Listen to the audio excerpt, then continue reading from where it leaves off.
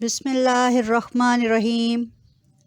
الصلاۃ والسلام علیکہ یا سیدی یا رسول اللہ وعلی آلکہ و صحابکہ یا سیدی یا خاتم النبیین۔ ناظرین محترم، پیارے ساتھیوں، السلام علیکم ورحمۃ اللہ وبرکاتہ۔ 15 شعبان المعظم کے بارے میں لوگوں میں بہت ابہام پایا جاتا ہے کہ کیا اس رات عبادت کرنی جائز ہے یا اس رات میں شرلی پٹاخے بجانا، مساجد کو سجانا، قبرستانوں کی طرف رخ کرنا اور حلوے پکا کر بانٹنا، یہ کیسا عمل ہے؟ کیا یہی لیلۃ القدر ہے یا یہی لیلۃ المبارکہ ہے؟ اس میں جمہور علماء کے درمیان اختلاف پایا جاتا ہے۔ ایک طبقہ وہ ہے جو بالکل ہی شب قدر کا، شب برات کا انکار کرتا ہے، اور ایک طبقہ وہ ہے جو اس کا انکار نہیں کرتا بلکہ اس رات میں قیام کرنا، تلاوت قرآن مجید کرنا اور ذکر و اذکار کی محافل کا انعقاد کرنا عین سنت سمجھتے ہیں۔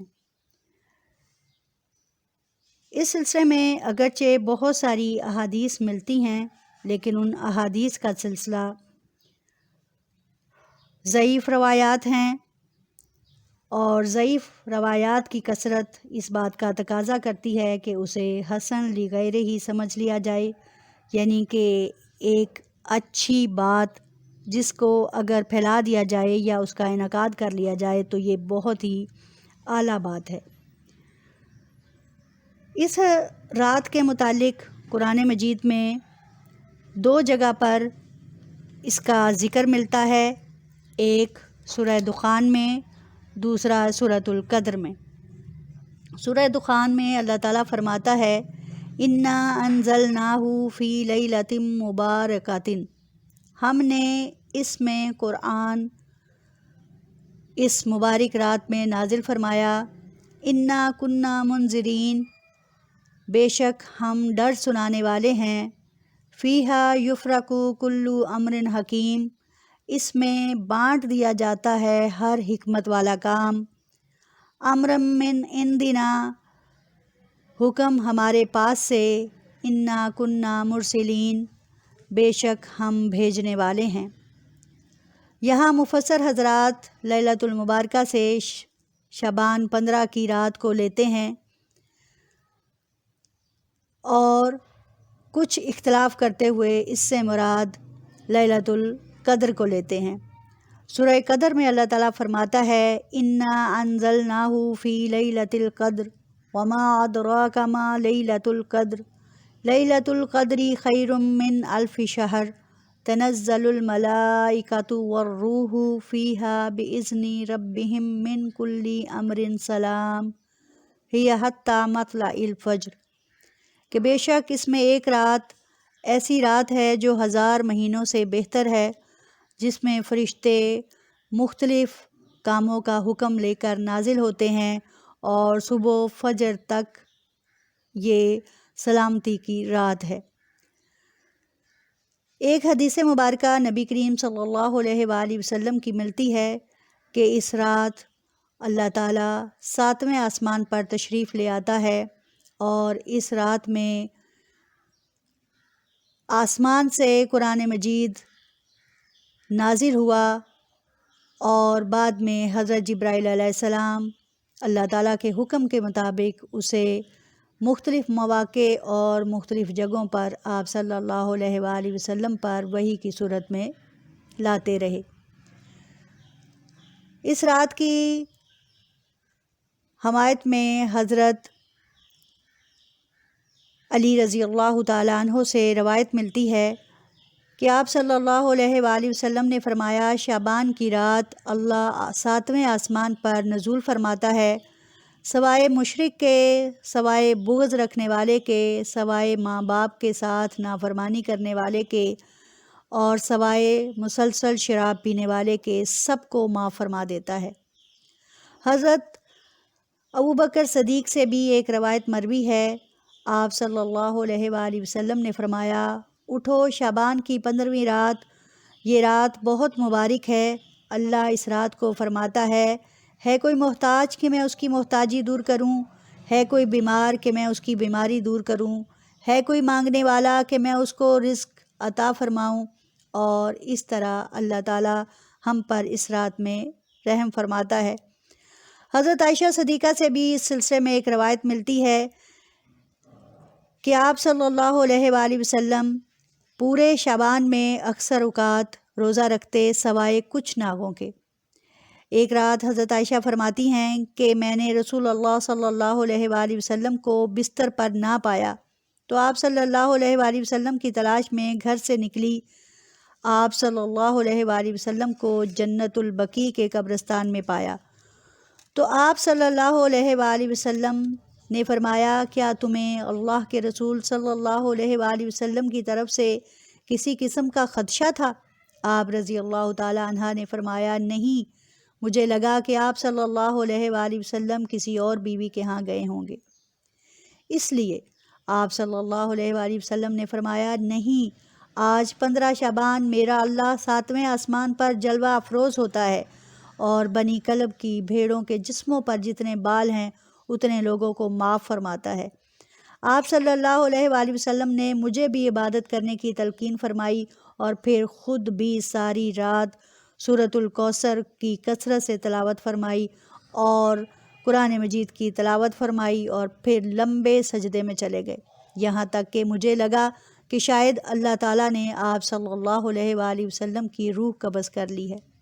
میں نے حضور صلی اللہ علیہ وآلہ وسلم کے تلوے چھوئے تو آپ صلی اللہ علیہ وآلہ وسلم نے یہ دعا فرمائی، الہی میں تیرے عذاب سے تیرا عفو اور بخشش مانگتا ہوں، تیرے قہر سے پناہ مانگتا ہوں، تیری ذات بزرگ و برتر ہے، میں تیری شان بیان نہیں کر پاتا اور کوئی بھی تیری شان بیان نہ کر سکے گا۔ پھر آپ صلی اللہ علیہ وآلہ وسلم نے مجھ سے پوچھا، کیا تم نے یہ الفاظ یاد کر لیے؟ میں نے عرض کی، جی یا رسول اللہ صلی اللہ علیہ وآلہ وسلم، میں نے یاد کر لیے۔ تو آپ صلی اللہ علیہ وآلہ وسلم نے فرمایا، تم بھی یاد کر لو اور دوسروں کو بھی سکھا دو۔ چنانچہ اس پورے واقعے سے، اس روایت سے یہ ثبوت ملتا ہے کہ نبی کریم صلی اللہ علیہ وآلہ وسلم کا جنت البقیع جانا اور وہاں جا کر دعا کرنا آپ صلی اللہ علیہ وآلہ وسلم کی سنت ہے۔ اسی طرح اگر 15 کی شب قبرستان جایا جائے اور اپنے پیاروں کے لیے اصالِ ثواب کیا جائے تو یہ ایک پسندیدہ عمل ہے، کسی قسم کی کوئی بدعت نہیں۔ اس کے اندر یہ لاجک پایا جاتا ہے کہ بہت سارے لوگ اپنی اس مصروف زندگی میں سے سالوں اپنے والدین یا جو پیارے اس دنیا سے چلے گئے ہوتے ہیں ان کے لیے وقت نہیں نکال پاتے۔ اس موقع پر قبرستان جا کر ان کے لیے دعائے خیر کرتے ہیں، پانی اور مٹی کا انتظام کر کے ان کی قبروں کو، نشانات کو دوبارہ سے از سر نو تازہ کرتے ہیں،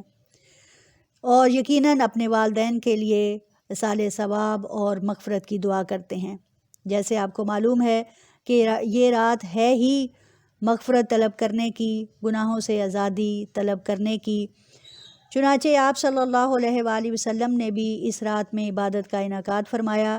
لیکن اجتماعی عبادت نہیں بلکہ انفرادی عبادت، جو فرض نماز کے بعد نوافل کی صورت میں قرآن مجید کی تلاوت کر کے اور نماز تہجد کی صورت میں ادا کی گئی۔ آپ صلی اللہ علیہ وآلہ وسلم سے ثابت اس رات میں عبادت کرنا عین سنت ہے، چنانچہ جمہور علماء اس کا انعقاد کرتے ہیں اور اس رات میں عبادت کرنا بہت ہی افضل ہے۔ چنانچہ آپ صلی اللہ علیہ وآلہ وسلم کی حدیث ہے کہ 15 کی صبح کا روزہ رکھنا اگلے سال کی 15 شعبان تک مغفرت سے نجات کا ذریعہ ہے اور معافی کا ذریعہ ہے۔ چنانچہ اس رات میں شرلی پٹاخے بجا کر اور فضول کاموں پر پیسہ خرچ کر کے اپنے وقت کا اور اپنے پیسے کا ضیاع کرنا انتہائی کبیح عمل ہے، کیونکہ اسلام ہمیں میانہ روی کا درس دیتا ہے، اور فضول ضرورت کی چیزوں پر زائد خرچ کرنا اسراف ہے، تو فضول چیزوں پر خرچ کرنا تبذیر ہے، اور تبذیر کرنے والوں کے لیے قرآن مجید میں اللہ تعالیٰ کا ذکر ہے، ان المبذرین اخوان الشیطان، شیاطین کے بے شک تبذیر کرنے والے شیطانوں کے بھائی ہیں۔ چنانچہ اس رات میں شرلی پٹاخے، انار چلانا اور بارود کا ضیاع کرنا جس سے لوگوں کی جانوں کو بھی نقصان ہوتا ہے، یہ ایک کبیح عمل ہے، اسے ہرگز کرنے کی اجازت نہیں۔ چنانچہ گھروں میں عبادت کا اہتمام کرنے کے لیے خوشبو لگانا، موم بتیاں جلانا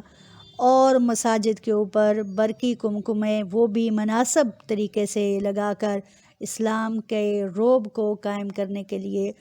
اگر استعمال کر لیا جائے تو یہ غلط نہیں ہے۔ چنانچہ اس رات میں بجائے یہ کہ ہم شور شرابہ کر کے اور دھما چوکڑی اور غل مچا کر ساری رات کو فضول قسم یا فضول باتوں میں خرچ کر کے اپنے لیے بجائے یہ کہ رحمت تلاش کی جائے اپنے لیے تکلیف کا باعث بنا لیں۔ چنانچہ اس رات میں رات بھر عبادت کیجئے، اللہ اور اس کے رسول کو خوش کیجئے، اور دعاؤں میں مجھے بھی یاد